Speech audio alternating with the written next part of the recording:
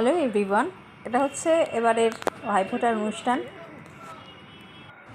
আমি আর মেয়ে চলে যাচ্ছিলাম বাসে করে কৃষ্ণনগর, মানে আমার মামার বাড়িতে মামার ছেলেদেরকে ভাইফোঁটা দিতে।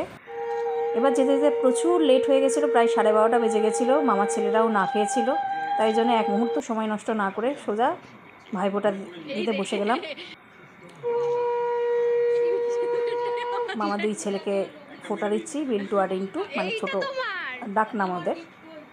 তো দেওয়া নেওয়া গিফট পর্ব সমস্ত কিছু হলো। ওটা হচ্ছে মাঝখানে যেটা দাঁড়িয়ে আছে সেটা হচ্ছে আমাদের গুন্ডা, মানে আমার মামার বড় ছেলের ছেলে।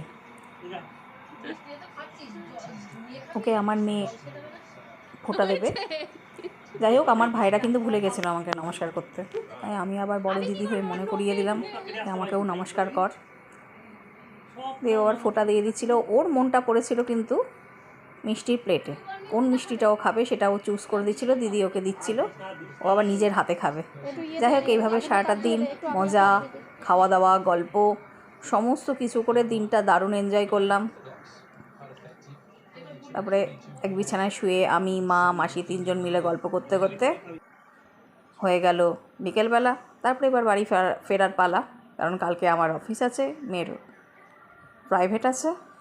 টাটা।